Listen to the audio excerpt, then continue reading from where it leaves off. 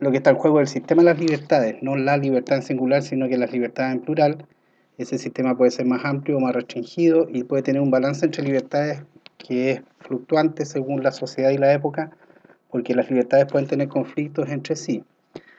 Eh, pero el sistema de libertades que exista, ese tendría que estar igualmente disponible para todos, los ciudadanos y las ciudadanas. Y sobre todo, si hay restricciones que se imponen al ejercicio de algunas libertades, que eso esté regulado, como ya decíamos, en la ley y aplicada por una autoridad que está sujeta al control de los gobernados y de otros poderes del Estado, por supuesto.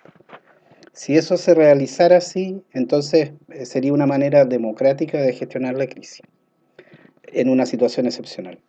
Ahora, si el ejercicio de las facultades se realiza de una manera que es discrecional o arbitraria o apelando a razones que son opacas o que la población no entiende, entonces, bueno, ahí la democracia podría estar siendo perjudicada.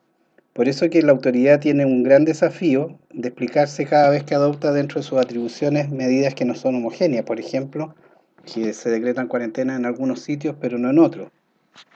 En algunas regiones, comunas, provincias, pero no en todas. En síntesis, esta crisis no cancela a priori la posibilidad de un fortalecimiento democrático, pero evidentemente eso se debe conquistar y cultivar diariamente en la práctica de toda una comunidad política.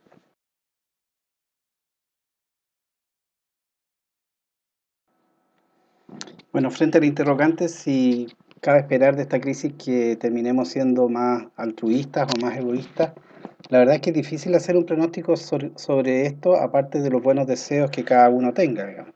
Hace algunos días atrás, el periodista Abraham Santibáñez, que es un señor ya bastante mayor, declaró en un medio de comunicación que estaba dispuesto a renunciar a un tratamiento médico excepcional si sus necesidades entraban en conflicto con las necesidades sanitarias de otra persona.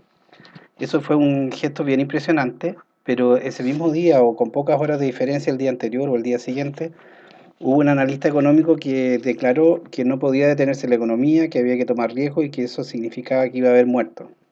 Su declaración tomada literalmente fue, obviamente muy desafortunada, pero si se mira el conjunto, él dijo algo que es terrible, pero que probablemente es ineludible, que para salir de esta crisis,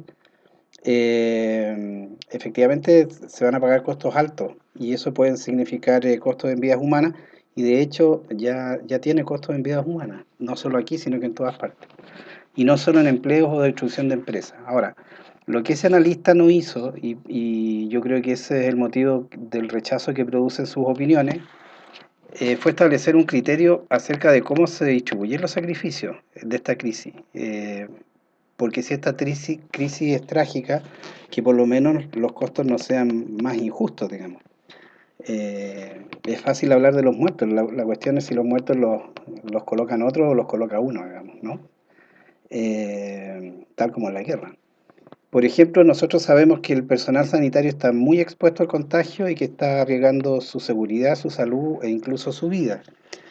Y por lo tanto la cuestión es si la sociedad va a tomar la decisión de que algunos son carne de cañón o no, o si no va a ser la sociedad, sino que probablemente una élite dentro de la sociedad que no rinde cuenta ante nadie. Y si eso fuera así, eso no se puede aceptar. Por eso es importante lo de Abraham Santibáñez, no decir que alguien se tiene que sacrificar, sino que ofrecer él un sacrificio. Yo me sacrifico voluntariamente. En el caso del personal sanitario es más complicado porque no solo son los que más se arriesgan, sino que de hecho en situaciones normales ya trabajan de manera muy precaria. Y por eso es muy bonito dedicarles un aplauso todos los días, pero lo primordial es preguntarse si esa es la manera más justa de reconocer la contribución que ellos hacen a la sociedad, no solo durante esta crisis, sino que durante todo el tiempo. Y esto no solo los paramédicos, enfermeras, u otros auxiliares y desde luego los médicos, sino que los auxiliares de aseo, la gente que recoge la basura, toda la gente que no puede dejar de trabajar porque desempeñan funciones críticas.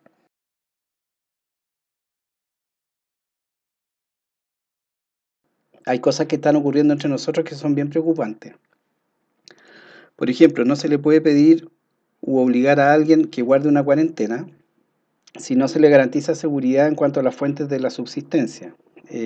Hace unos días tuvimos un dictamen de la Dirección del Trabajo que libera a las empresas del pago de las remuneraciones y cotizaciones previsionales durante la cuarentena. Y si tú a las personas que no pueden trabajar y que de alguna manera están recibiendo la noticia de que no van a recibir remuneraciones por no ir a trabajar, lo que estás haciendo es una invitación a quebrantar el confinamiento de todos los que necesitan obtener medios de subsistencia si es que estos no se les aseguran. Muchas personas que no pueden realizar teletrabajo o que forman parte de lo que se ha llamado el boletariado o que realizan trabajos informales podrían enfrentar un dilema que no tiene solución entre cuidar su salud y la de otros y proveer a la subsistencia suya y de su grupo, de su familia. Por lo tanto, lo que está pasando es que en las comunas donde no hay cuarentena, yo he escuchado, lo he oído decir, pero yo estoy en cuarentena, eh, que la vida continúa normalmente y en los sitios donde la gente realiza sus actividades vitales para obtener lo necesario, por ejemplo las ferias, están con mucha gente, entonces la posibilidad de contagio ahí puede ser muy alta. Por lo tanto, las medidas sanitarias necesitan una agenda social muy potente, de manera que la gente tenga la seguridad de que el confinamiento no pone en peligro la subsistencia. Hay economistas muy solventes, estoy pensando en French Davis, Roberto Sales y algunos otros, que han pedido lo que pudiéramos llamar imaginación moral para una agenda económica que no sería dentro de la ortodoxia neoclásica y que aproveche que nuestro país tiene fortalezas acumuladas en el tiempo, de bajo endeudamiento, reservas, etcétera, para enfrentar la emergencia con ambición de forjar lo que ellos han llamado una transición económica hacia una desconcentración del poder económico, agendas pro pyme, agendas pro empleo, o donde los ahorros previsionales de los trabajadores se ocupen en inversión productiva y socialmente inclusiva dentro del territorio, que genere riqueza dentro del territorio, en beneficio de los propios cotizantes, en lugar de su inversión actual, preferentemente en instrumentos financieros y o en el extranjero. He leído una entrevista que dio un epidemiólogo, Juan Carlos Said, en el diario Mostrador. Dice que estamos en una maratón de la cual no hemos corrido todavía los primeros kilómetros. Por lo tanto, no sabemos ni qué tan largo va a ser esto, ni cuánto va a costar, digamos, ¿no? Y va a costar muchas lágrimas y va a costar mucho luto probablemente. Ojalá el menos posible, pero no lo sabemos.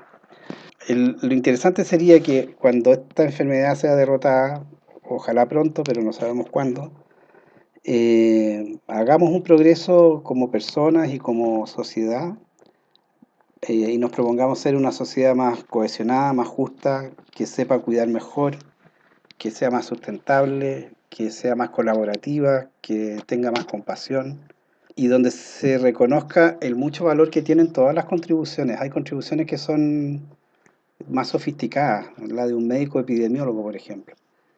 Pero una persona común y silvestre que durante la cuarentena se ha dedicado a fabricar mascarillas en su casa, también está salvando vidas, digamos. Y por eso yo creo que tanto al epidemiólogo como al artesano o a la artesana que fabrica mascarillas hay que tratarlos como si fueran huesos de santo. Y eso no solo ahora en la emergencia, sino como norma permanente en el futuro.